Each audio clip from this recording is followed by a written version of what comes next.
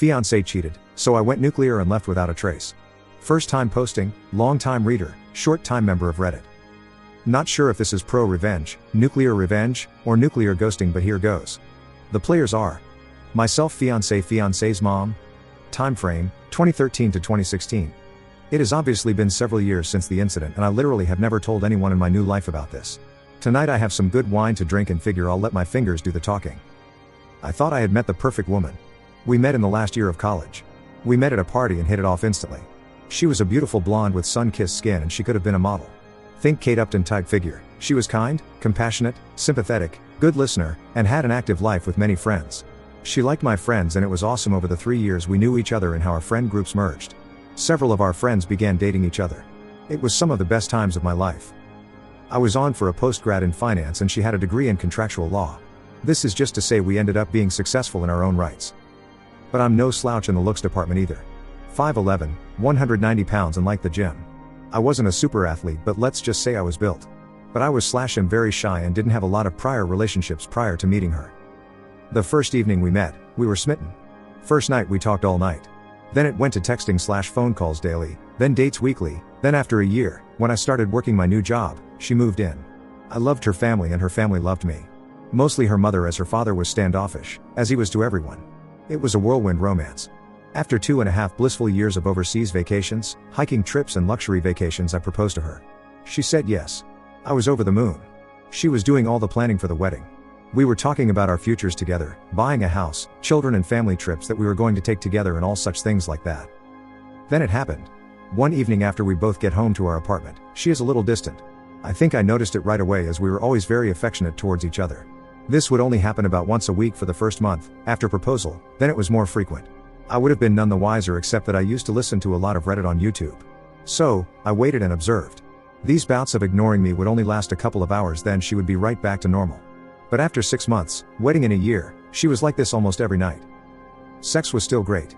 Relationship with her parents still great, but over Thanksgiving at her parents' home in Louisville, Kentucky, we lived just north of DC, she was standoffish towards me in front of her mother. Now her mother was a very observant woman. She pulled her daughter aside to talk to her, and I could hear them arguing.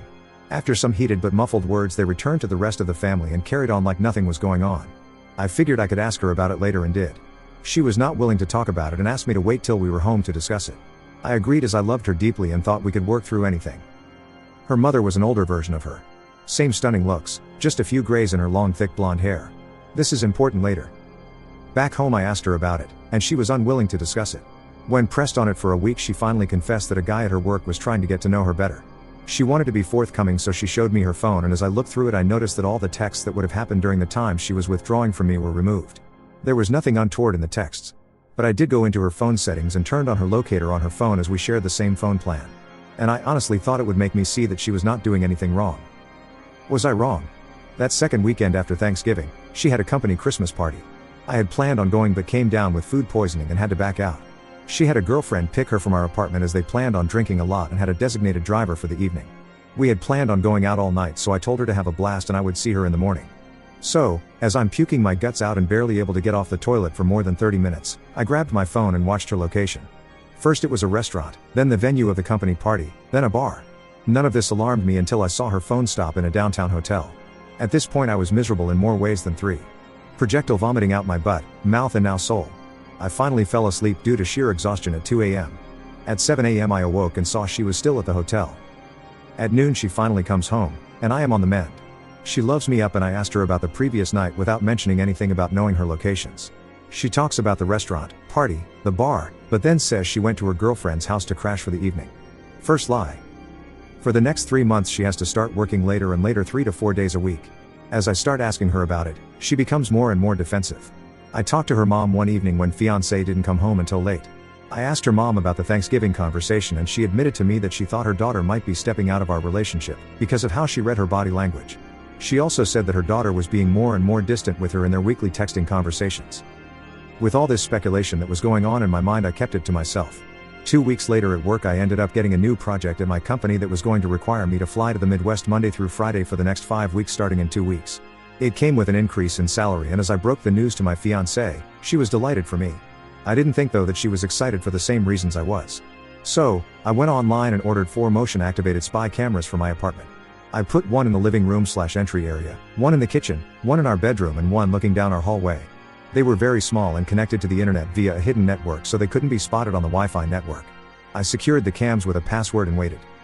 On my first week out she had girlfriends over the first 2 nights and never worked late once. The third night a guy came over. I was enraged. I'm sitting there in my hotel room screaming at the monitor and calling her every name in the book. Then they went all the way, first on the couch, then in our bed. She bent for ways for him that I didn't know were possible. What was the worst was as I'm watching them get it on I call her to see how her day went. She hears her phone ringing and holds her hand up for him to stop giving her anal and answers the call. I ask why she is breathing heavy and said she was at the gym working out. As soon as the call is over she goes right back to doing the dirty. When I got home Friday evening, I ignored her and went right to bed, and early Saturday got up and went cycling. I was so upset that I didn't even realize that I biked over 50 miles from our apartment. The furthest I had biked before was 30 miles. But that day I went 105.6 miles. Getting back absolutely exhausted I showered. Then she and I went out that evening and had fun with our friends and had a lot to drink. Is it breakup sex when the one you're going to break up with is oblivious? I was bursting inside. Heartbreak, anger, rage, feelings of betrayal all swirled around in my heart and mind. She, who used to be so attentive, was oblivious to all this. It hurt so much because I loved her so much. I finally confided in one of our mutual friends and he told me that they all knew about it for months. I was finally told. They all felt sorry for me, but no one again said a damn thing to me. Which is why they stopped inviting us out with them. I hadn't noticed it before, but I could look back and see that about 3 months prior they gradually invited us/me less and less. So, I figured I would try and win her back. The next weekend I planned the entire weekend as a complete weekend of spoiling her in every way. Wined and dined, pampering, massages, rubs, and talking to her about future plans and about how much I loved her. I knew I was starting to break through when after her 4th glass of wine she started to cry, and I could tell the guilt was coming up to the surface. I asked her what was wrong, but she would choke up every time she tried to speak. I then told her that if she did something in her past or was having some kind of conflict in her mind that she needed to speak to me about, that I was more than willing to talk with her about it, and if forgiveness was needed then I was more than willing to forgive and move on. The only words that came out of her mouth and her was how much she loved me. It actually hurt to hear that from her, as I now had 4 separate videos of her and the other guy in our apartment getting it on. Over the next 8 weeks of traveling to the Midwest, the trips lasted for what would be 10 weeks, I recorded over 41 gruesome hours of her having sex with what I found out was her coworker. She never worked late once while I was gone. I tried every weekend to be extra attentive, and each week she got more and more distant. After watching this for 8 weeks I was done. So, I devised a cunning 12-step getaway plan, if I do say so myself. Step 1. Gather evidence. Step 2. Get her out of the way. In order to execute my plan, I scheduled a 2-week exclusive getaway trip for us at an all-inclusive resort Barbados. She was ecstatic. Then a week before the trip I claimed I had to back out and told her to take a friend. I knew it was over when she showed no disappointment that I couldn't go. She scheduled coworker to go with her. Step 3. Terminate our apartment lease. It would expire 3 days into her trip and I was the sole signature on the lease. Step 4. Find a job in another town. The company I had been assisting in the Midwest had offered me a job with a slight increase in salary. Step 5. Find a new place to live. I got an apartment in the above said location. When she is gone, perform the following. Step 6. Take her to the airport, go back home and pack all her things, same day. Saturday. Step 7. Get a new phone number/phone/email. Cancel all social media. Monday. Step 8. Separate us completely in regard to finances. Withdrew all monies from our joint accounts and then closed them. I put all her money in an envelope and packed it in her things. Step 9. Have the movers pack all my things up and ship it west. Step 10. Take all her things to her mother's house 600 miles away. All my fiancée's belongings fit into the back and bed of my F-250 crew cab. Tuesday through Saturday.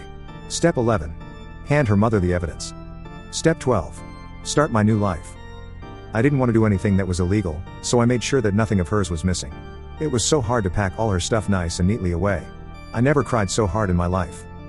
I have read so many times on Reddit about SOs saying they will never do it again when caught, but they don't stop. My hope was that she would genuinely confess so we could forgive and move on. She never did. Twice she came really close, but her secret was too hard for her to reveal. Tuesday morning, I left our apartment north of DC for the last time. It took 10 hours to get to her mom's house. What happened when I got there I was not prepared for. I arrived at her mom's house around 8 in the evening. I figured she would be surprised to see me since I was coming down unannounced. Since they lived in a gated community, I had to buzz her house from the front gate, so she was waiting for me outside when I drove up. I could tell that she had been crying when I walked up to see her. I asked her what was wrong and she hugged me, bawling that she thought her husband was cheating on her with a much younger, skinnier, and prettier woman. Dumbfounded, I just held her for what was probably 10 minutes. She soaked my right shoulder with her tears and snot.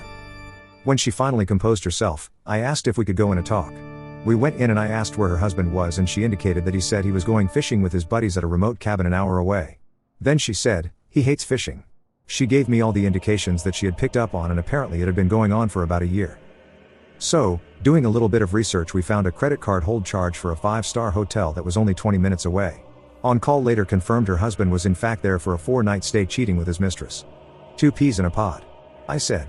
What? She responded. 2 peas in a pod. I said again. Your husband is cheating on you and your daughter is cheating on me. That's why I came here to drop her stuff off and start a new life. I showed her the evidence in a binder on screen captures I had made. After looking at the first 3 or 4 pages, she looked at me dumbfounded. We both hugged and cried for a good 30 minutes. At that point she said stop crying and looked at me and said, well, tonight there is nothing we can do about it except for you and I to knock out these 3 bottles of Moscato and fuck in every room of the house. She grabbed 2 wine glasses and a bottle of Moscato wine and walked out to their private pool deck saying, are you coming out here or are you going to get fucking revenge?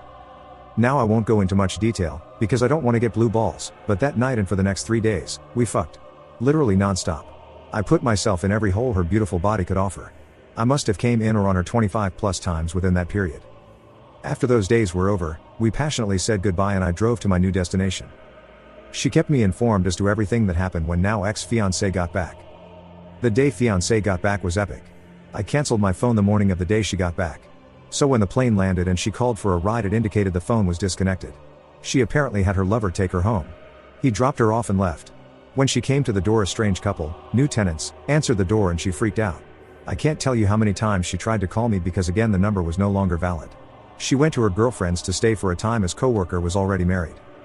When she called her mom in a panic, her mom told her that I had come down and dropped off all her things and mentioned that all her monies were down there as well.